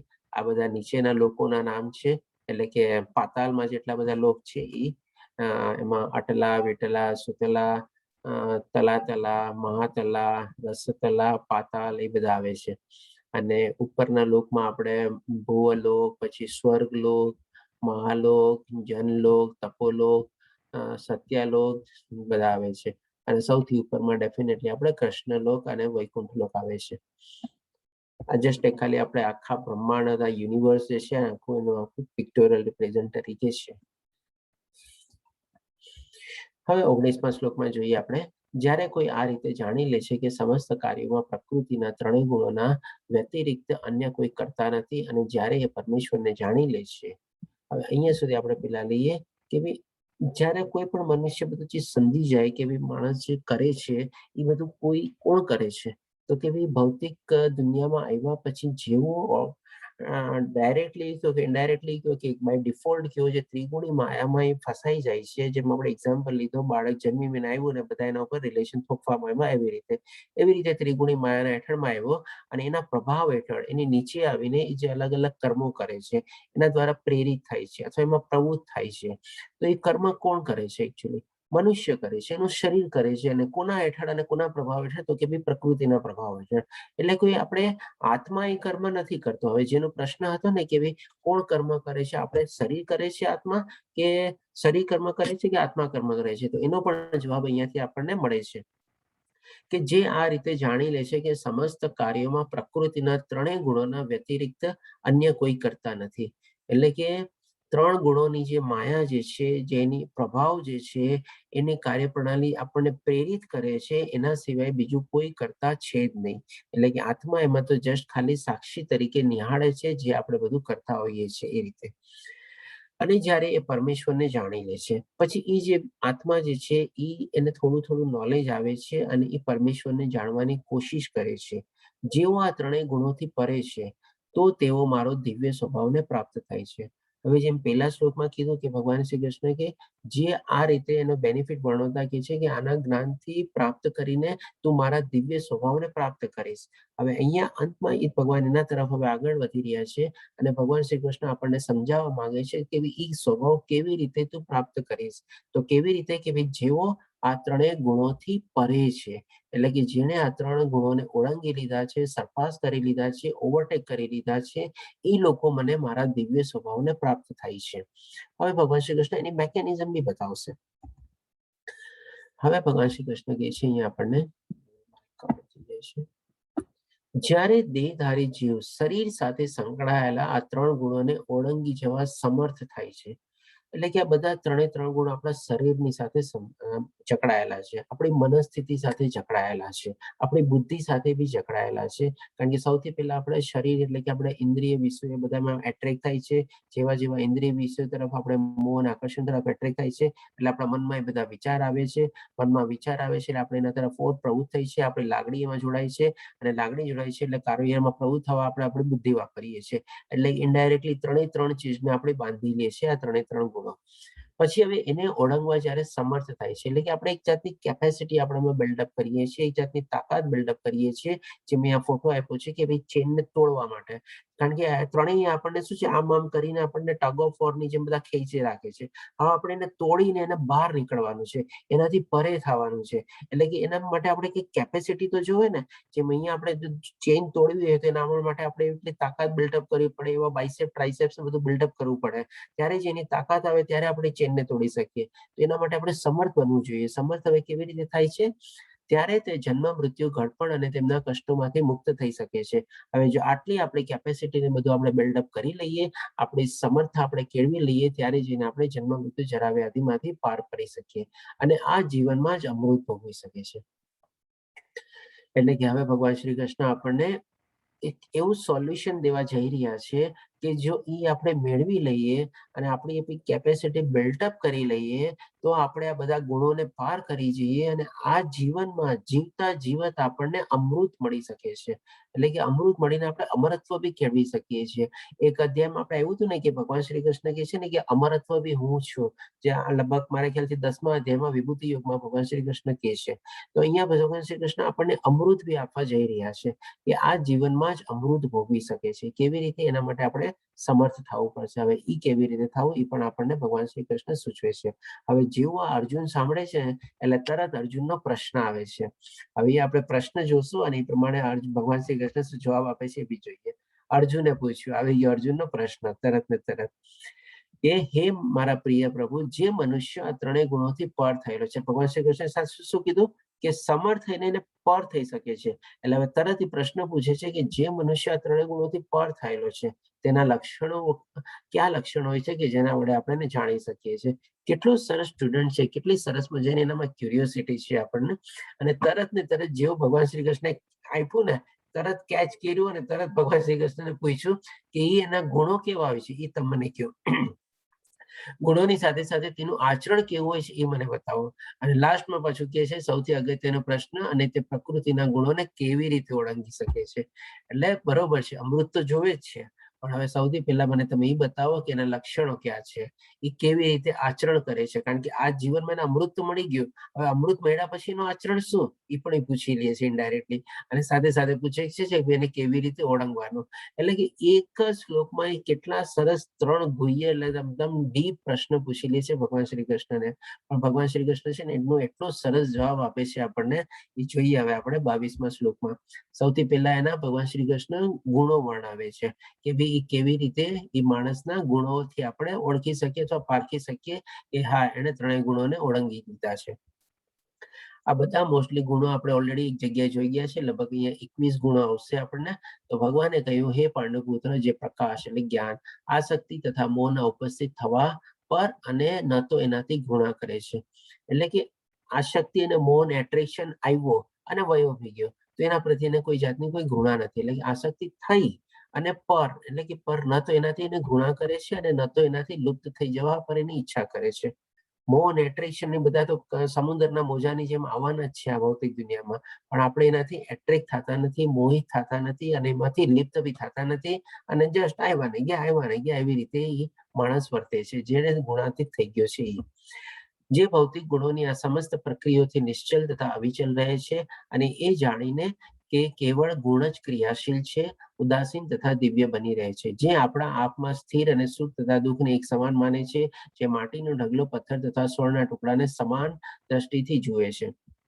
હવે આ ચીજને આપણે જરાક સમજી લઈએ કે માટીનો ઢગલો, પથ્થર તથા સ્વર્ણ એટલે કે સ્વર્ણ એટલે કે સોનાના ટુકડા. માની લો એ માણસની સામે 3 ચીજ પડેલી છે. માટીનો મોટો ઢગલો પડેલો છે, પછી શું છે, પથ્થર બધા નાના મોટા બધા પથ્થર પડેલા છે અને એક સોનાનો ટુકડો પડેલો છે. હવે એને શું કહે છે કે ભાઈ સમાન દ્રષ્ટિથી જુએ છે. સમાન દ્રષ્ટિથી જુએ છે એનો મતલબ શું આપણે કે ભાઈ માટીનો જે ઢગલો છે એ શું કર્યું છે તો કે જમીનને ખોદી અને બધી માટી નીકળે એની જગ્યાએ ઢગલો કર્યો ને, બરોબર, ઓકે. એટલે કે એની અંદર તત્વ શું છે તો કે ભાઈ આ પૃથ્વી અથવા તો માટી. પછી શું, પથ્થર. નાના મોટા બધા પથ્થર પડ્યા છે, તો એ પથ્થર બી શું છે, એનું તત્વ શું છે તો કે માટી. અને સુવર્ણના એટલે કે સોનાનો ટુકડો. હવે જે સોનાનો ટુકડો હોય એ પણ ક્યાંથી નીકળે? તો કે સોનાની ખાણમાંથી. એટલે કે સોનાની ખાણ એટલે કે આ પૃથ્વીને, એટલે કે પૃથ્વીનું તત્વ થયું. એ પૃથ્વીને એને ખોઈ દી અને એમાંથી સોનાનો ટુકડો નીકળો. તો એ રીતે બધાનું તત્વ તો એક જ થયું ને. બધાની અંદરમાં જો જોવે એ માણસ તો એ શું જોવે છે? બધામાં એક સરખી પૃથ્વી જ જોવે છે. એટલે કે આ રીતે એની સમાન દ્રષ્ટિ છે. એમ નહીં કે સોનાનો ટુકડો છે, અરે લાવ ને માટીને બધાને છોડ ને યાર, લાવ સોનાનો ટુકડો જોઈએ કેટલા કેરેટ છે, આમ છે તેમ છે, કેટલા ગ્રામનું છે, શું શેપ છે, બધું છે, બાર છે કે ઓલું છે, એવું બધું નહીં. એને કઈ મતલબ જ નથી. ભાઈ માટીનો ટુકડો છે, કારણ કે અલ્ટિમેટલી એનું તત્વ તો માટી જ છે. એવી રીતે એ સમભાવથી જોવે છે. જે અનુકૂળ અને પ્રતિકૂળ પ્રતિ સમાન બની રહે છે, ધીર અને પ્રશંસા તથા બુરાઈ, માન તથા અપમાનમાં સમાન ભાવથી રહે છે. આ બધા ગુણો આપણે એકવાર ભક્તના ગુણો જ્યારે વર્ણવવાના, મોરલેસ એની સાથે કોમન ઘણી ચીજો મળશે આપણને. તે શત્રુ તથા શત્રુનો બી આપણે સરસ રીતે ડેફિનેશન લીધી હતી. ત્યારે શત્રુ તથા મિત્રની સાથે સમાન ભાવથી રહે છે, જે શત્રુ તથા મિત્રની સાથે સમાન વ્યવહાર કરે છે અને જેણે બધા ભૌતિક કાર્યોનો પરિત્યાગ કરી લીધો છે, એવી વ્યક્તિને પ્રકૃતિના ગુણોથી અતીત કહેવાય છે. આ બધા ગુણો તો આપણે સરસ રીતે સમજી ગયા છીએ ઓલરેડી. અને આપણા માટે મેઇન અત્યારે ઇમ્પોર્ટન્ટ શું છે? એનો છેલ્લો પ્રશ્ન કે ભાઈ કેવી રીતે ગુણાતીત થવું આપણે. તો આપણે એના ઉપર અત્યારે વધારે ફોકસ કરીએ. ચાલો, તો હવે ભગવાન શ્રી કૃષ્ણ એને શું કહે છે કે ભાઈ જેનો બીજો પ્રશ્ન હતો એનો ઉત્તર આપે છે. જે સમસ્ત પરિસ્થિતિમાં અવિચલ ભાવથી પૂર્ણ ભક્તિમાં પ્રવૃત્ત છે. એટલે કે એનું આચરણ કેવું હોય છે? ગુણોથી તો પાર થઈ ગયો, પણ હવે એનું આચરણ કેવું છે? આ બધા ગુણો બી આવી ગયા. તે તરત જ પ્રકૃતિના ગુણોને પાર કરી જાય છે. અને પછી અહીંયા ત્રીજા સવાલનો બી જવાબ છે કે ભાઈ કેવી રીતે એ પ્રકૃતિને પાર કરી જાય છે અને આ પ્રકારે બ્રહ્મ સ્તર સુધી પહોંચી જાય છે. તો અહીંયા ભગવાન શ્રી કૃષ્ણનો જવાબ જે છે બહુ સિમ્પલ જવાબ છે. એકવાર આપણને લાગશે કે ભાઈ જે સમસ્ત પરિસ્થિતિમાં અવિચલ ભાવથી, એટલે કે કમ વોટ મે, ગમે તે સિચ્યુએશન હોય, અવિચલ એટલે કે એમાંથી હાલતો ડૂલતો નથી અને સરસ મજાના ભાવથી, પૂરી શ્રદ્ધાથી, પૂર્ણ ભક્તિમાં પ્રવૃત્ત હોય છે. તે તરત જ પ્રકૃતિના ગુણોને પાર કરી જાય છે.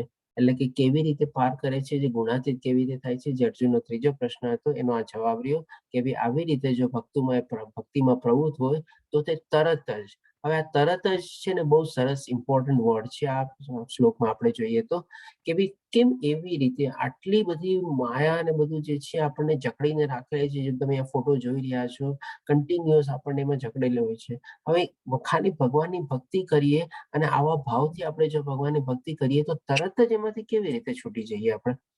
તો આનો સિમ્બોલ આપણે લઈએ, આપણે સિમ્બોલિક મિનિંગની રીતે સમજીએ આપણે કે તરત જ છૂટવાનું થાય છે, પોસિબલ થાય છે. કેવી રીતે? તો કે આપણે એક એક્ઝામ્પલ લઈએ. માની લો આપણું શરીર છે, થોડુંક અંધારું હોય, એટલે કે અંધારાનું પ્રતીક છે અજ્ઞાન આપણું. એટલે અજ્ઞાન અંધારાનું પ્રતીક છે. અંધારામાં આપણે માની લો ચાલતા કરતા હોઈએ ત્યારે આપણો એક શેડો પડે, આપણો એક પડછાયો પડે, એક્ઝેક્ટલી આપણી બોડીનો જ. અને ઘણી વાર પડછાયો આપણા કરતા લાંબો બી હોય, એવી રીતેનું હોય છે. તો હવે જેવો માની લો પ્રકાશ થયો તમારે, એટલે કે માની લો સૂરજ ઉગ્યો અથવા ક્યાં ત્યાં લાઈટ આવી, તો જેવી લાઈટ આવી એ પ્રકાશ પડછાયાને જાતા શું 1 સેકન્ડ કે 2 સેકન્ડ લાગે? ન લાગે, એના કરતા ઓછો ટાઈમ લાગે. જેવો પ્રકાશ આવ્યો તરત ને તરત જ આપણે એ પડછાયો ગાયબ થઈ ગયો. અરે હજી તો લાઈટ જઈ નથી, મારે હમણાં તો આટલી પાછળ મારો પડછાયો હતો અને લાંબો પડછાયો હતો, મારી હારે પાછળ આવતો હતો. આ તો જેવી લાઈટ થી કેમ કે પડછાયો દેખાતો જ નથી. તો આવી રીતે જયારે આપણે ભગવાનની ભક્તિમાં પ્રવૃત્ત થઈએ આપણા અવિચળ ભાવથી, તો તરત ને તરત જ આપણે મોહ માયાને બધામાંથી જે માયામાંથી આપણે જે ત્રિગુણી માયામાં ફસાયેલા છે એમાંથી ઇન્સ્ટન્ટલી આપણે બહાર નીકળી શકીએ. આ રીતે ભગવાન શ્રી કૃષ્ણનો કહેવાનો મતલબ છે તે તરત જ પ્રકૃતિના ગુણોને પાર કરી જાય છે અને આ પ્રકારે બ્રહ્મ સ્તર સુધી પહોંચી જાય છે. તો કેટલું ઈઝી છે, કેટલું ઈઝી સોલ્યુશન ભગવાન શ્રી કૃષ્ણે આપણને બતાવ્યું છે અને પાછું ઇન્સ્ટન્ટ રિઝલ્ટ બી બતાવ્યું છે. એમ નહીં કે ભાઈ સ્લોલી ગ્રેજ્યુઅલી તો નીકળી જાય એવી રીતે એમ બી નહીં. તો હવે આપણે જોઈએ 27મા શ્લોકમાં કહે છે, એને ઓર સમજાવવા માટે, ક્લેરિફાય કરવા માટે ભગવાન શ્રી કૃષ્ણ કહે છે, અને હું જે નિરાકાર બ્રહ્મનો આશ્રય છું. એટલે કે આપણે આજે ઘણા લોકો બ્રહ્મ અથવા તો આપણે નિરાકાર રૂપમાં જો પૂછતા હોય તો અહીંયા ભગવાન શ્રી કૃષ્ણ પોતે કહે છે એનો આશ્રય પણ હું પોતે જ છું, જે અમર્ત્ય. અને અમર્ત્ય એટલે કે શું? અમર તત્વ. એ બેને આપણે કમ્બાઈન કરીએ તો અમર્ત્ય બને, અમરત્ય બને. અવિનાશી તથા શાશ્વત છું અને પરમ ચરમ સુખનું સ્વાભાવિક પદ છું. એટલે ભગવાન શ્રી કૃષ્ણ ફરીથી પાછી પોતાની સુપ્રીમેસી બી એસ્ટાબ્લિશ કરે છે અને ફરીથી ઇનડાયરેક્ટલી આપણને એ કહે છે કે મારે સાકાર રૂપમાં મારી ભક્તિ કરવી જોઈએ, કારણ કે જે અવ્યક્ત રૂપ છે એનો પણ આશ્રય હું પોતે જ છું. તો અહીં આપણો મોરલેસ અધ્યાય પૂરો થાય છે, 14મો અધ્યાય. ગુણત્રય વિભાગીય આજનો અધ્યાય થોડો નાનો હતો, આપણે સમયસર પૂરો કરી લીધો છે અને 5 મિનિટ આપણી પાસે ટાઈમ છે. આપણે જો કોઈ તરત પ્રશ્ન હોય તો લઈ લઈએ, કારણ કે મારે આના પછી બેક ટુ બેક ક્લાસ બી છે, તો એ બી જોઈન કરવાનો છે. હરે કૃષ્ણ, જય શ્રી કૃષ્ણ. કોઈ પ્રશ્ન? જય શ્રી કૃષ્ણ પ્રભુજી. હરે કૃષ્ણ. શ્લોક 19 માં પ્રભુ કહે છે કે જે ત્રણેય ગુણોથી પર છે તે મારા દિવ્ય સ્વભાવને પ્રાપ્ત કરે છે. એટલે સત્વગુણ, રજોગુણ, તમોગુણ આ બધાથી પર થઈ જાય ત્યારે એ મારા દિવ્ય સ્વભાવને પ્રાપ્ત કરે છે એવું કહે છે. અને શ્લોક 22 અને 25 માંથી જે અનુવાદમાં એવું લખ્યું છે કે સર્વ દુન્યવી કાર્યનો પરિત્યાગ કરે છે.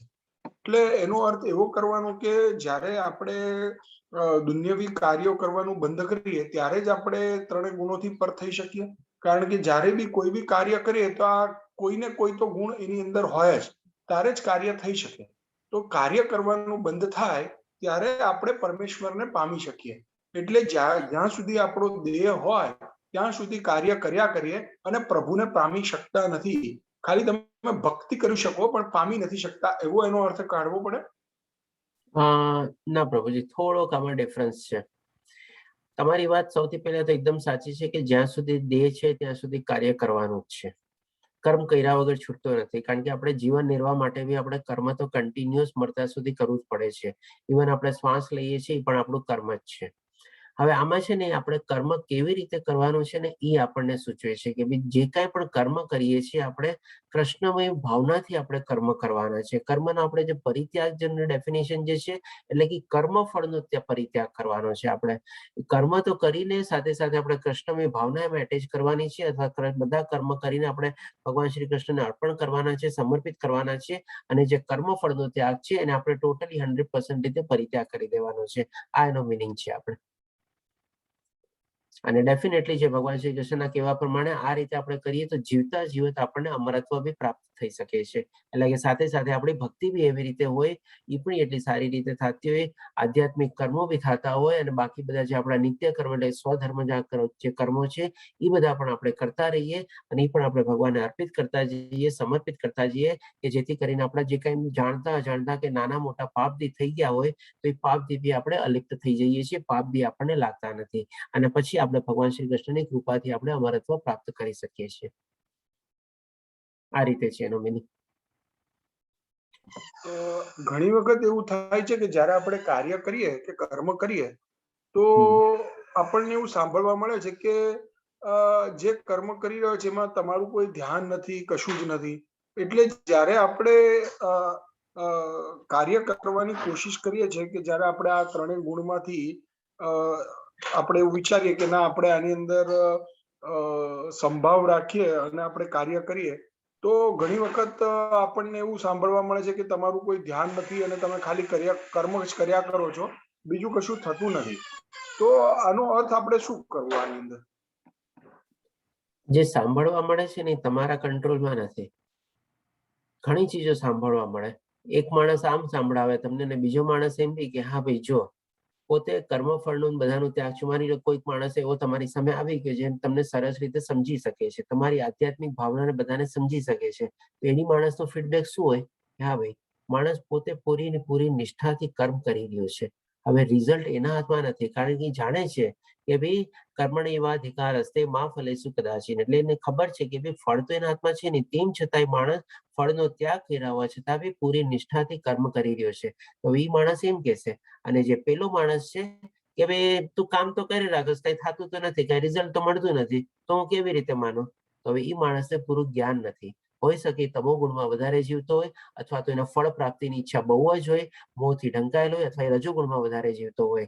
પણ એનો મતલબ એમ નથી કે તમે જો તમારી નિષ્ઠાથી કર્મ કરતા હો, ભગવાનને અર્પિત કરતા હો, તો તમે જે સામેવાળાના ઉપર તમારો કંટ્રોલ નથી ને, એ પણ તો એક પાછી તમારી પોતાની ભાવના આવી ગઈ ને, કે સામેવાળો શું બોલે છે તમે એનું એક્સપેક્ટ કરો છો કે ભાઈ ઈ મને સારું રિઝલ્ટ બોલે અથવા સારું બોલે, તો એ તમે એવી ફળની બી તમે આશા ન રાખી શકો.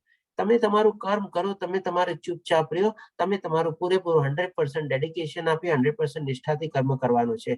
જ્યારે કર્મ યોગમાં આપણે 2 અધ્યાય કર્યા હતા, એમાં એક શ્લોક પર્ટિક્યુલરલી આ જ ચીજ તમારી ચીજને સંબોધીને કહે છે કે ભાઈ કર્મફળનો ત્યાગ કર્યા પછી શું છે, ઘણી વાર એમ થાય કે ભાઈ ફળનો તો મેં ત્યાગ કરી દીધો, હવે ફળથી તો મને કઈ મતલબ નથી, ચાલ ને ભાઈ મારે જે કામ કરવું છે એ કરી નાખું, પતાવી દો. એટલે આમ પતાવવાના હિસાબે કામ કરે. તો એવી રીતે બી ભગવાન શ્રી કૃષ્ણ એ શ્લોકમાં કહે છે કે તારે પૂરેપૂરી નિષ્ઠાથી, તારે તારા પૂરા હૃદયથી અને પૂરેપૂરી તારી મહેનત આપીને એ પ્રમાણે કામ કરવાનું છે.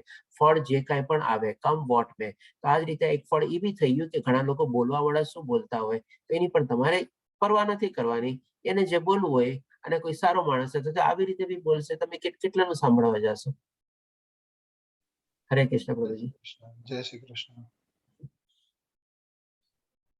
પ્રભુજી, હા, મારે પ્રશ્ન નથી પણ એક ચોખવટ કરવી છે કે 16મા અને 18મા અધ્યાયમાં જે વસ્તુ કહેવામાં આવી એમાં સકામ